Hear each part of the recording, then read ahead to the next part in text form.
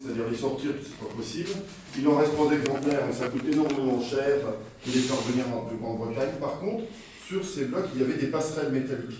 Ces passerelles métalliques, quand le port artificiel a été démonté, elles sont parties un peu partout. Et notamment, ont servi à fabriquer des ponts.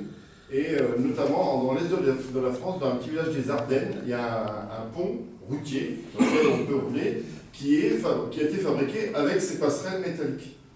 Et le Conseil général est en train de construire un pont à côté. Et l'idée, ça serait de refaire venir ces passerelles métalliques du département des Ardennes, ici à Armanche, pour juste avoir un vestige, non pas en mer, parce que ça n'a pas d'intérêt, il faudrait aller les voir en mer, mais sur le bord, là, près du musée.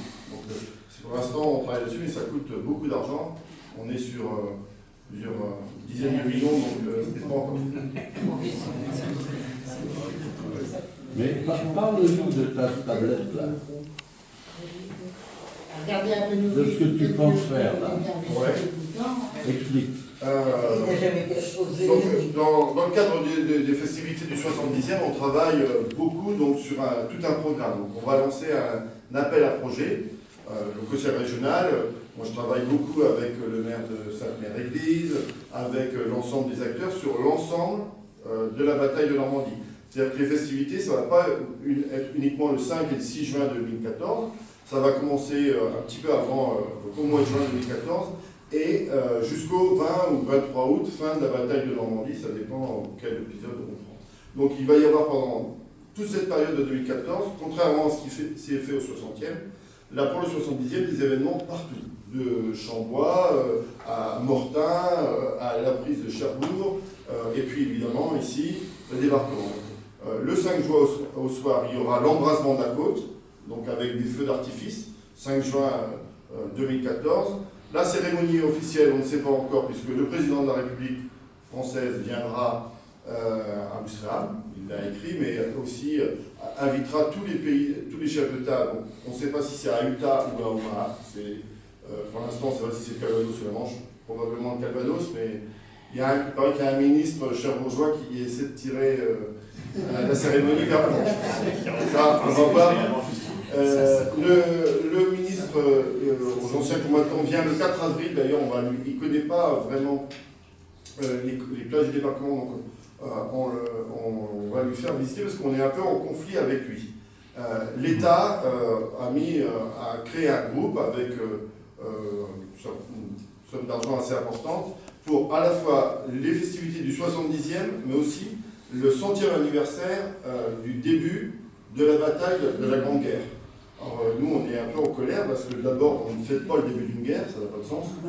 On fête un événement comme le débarquement, la paix qui arrive.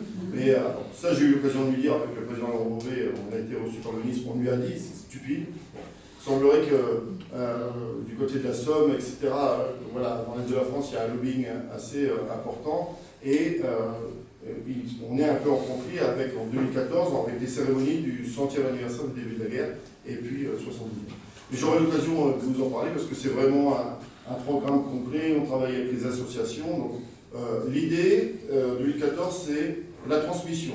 On pense qu'on a la chance en 2014, on aura la chance en 2014 d'avoir encore beaucoup de vétérans, quelques vétérans. Peut-être la dernière fois qu'on aura la possibilité d'en avoir beaucoup. Et donc, on va faire venir beaucoup de jeunes. Et il y aura notamment au mois de juin le Parlement européen des jeunes. C'est-à-dire on va faire venir des jeunes de l'ensemble des pays d'Europe, y compris des jeunes allemands, pour travailler, discuter autour du thème de la paix et de la transmission. Donc c'est la valeur, des valeurs que nous portons. Et je travaille aussi au Conseil régional, je suis chargé du dossier du classement des plages du débarquement au patrimoine mondial de l'UNESCO. Et on travaille en même temps, on a vu la ministre de la Culture avec Laurent Beauvais il y a 3 semaines, on a été reçu pour lui expliquer ce projet de classement des plages, pour dire que c'est à partir de ce moment-là, du 6 juin 1944, c'est le début de la construction européenne, parce que c'est le début de la libération de la côte, puis la bataille de Normandie à partir du 20 août, c'est la fin de la bataille de Normandie, Et 5 jours après, le 25 août, Paris est libéré. Donc ça veut dire que c'est la France derrière qui est libérée, c'est l'Europe qui est libérée, et c'est le début de la paix en Europe. Donc ce sont ces valeurs-là qu'on essaie de promouvoir. Et donc 2014, toutes les manifestations doivent s'inscrire dans ce thème-là. Donc pour revenir à la question de M. le maire, la région va financer un certain nombre de projets. Et notamment des projets utilisant les nouvelles technologies. Alors c'est pour ça qu'il me dit « montre ta tablette ». C'est parce que j'ai l'habitude d'utiliser une tablette comme ça informatique. Et à Ouistreham, on a l'idée de créer un musée à ciel ouvert. Vous savez que les musées fonctionnent très bien. Le musée Pegasus à Bénouville, c'est 90-100 000 entrées. Le Grand Bunker à Ouistreham, c'est 90 000 entrées. Le musée numéro 4 Commando, on tourne autour de 60 000 entrées. Donc, on a une fréquentation assez importante des musées sur la côte, mais on voit que la fréquentation baisse. Parce qu'il y a des jeunes publics, notamment les jeunes qui n'ont plus l'envie ou l'intérêt, l'engouement ou l'envie d'aller dans ces musées qui sont très bien faits, qui expliquent vraiment, mais qui n'attirent pas forcément, ne suscitent pas l'intérêt de tous. Donc, il faut continuer à restructurer, renouveler les musées, ça c'est le premier point. Donc, avec le pass Normandie Mémoire, pour quand on va dans un premier musée, on puisse avoir une réduction pour aller dans les autres, y compris le musée 360 et l'ensemble des musées, mais aussi créer de nouveaux produits. Parce que on dit en termes marketing, ce sont des nouveaux produits. Alors, sur la construction, vous savez que la ville de Ouistreham va inaugurer bientôt un nouvel office du tourisme sur la plage. On pourra accéder au toit de l'office du tourisme via soit un escalier ou par un chemin piétonnier. Et donc sur le toit de cet office, on va créer un musée à ciel ouvert. Ça va être, c'est une innovation quasiment unique. Pour l'instant, on est à la limite de la technologie parce qu'on ne sait pas encore si on va y arriver, mais c'est des sociétés normandes qui sont en train de rechercher. Et on utilise le principe de la réalité augmentée. Donc, on pourra louer une tablette comme celle-ci, que j'ai toujours avec moi. Cette tablette, on pourra la louer à l'office du tourisme. Et quand on sera sur le toit de l'office, quand on regardera la mer, on verra la mer, puisqu'il y a un appareil photo, et en relief, sur l'écran, on verra le commando Kieffer, les barges arriver. Quand on regardera la mer. Quand on regardera le Grand Bunker, on verra des images du Grand Bunker.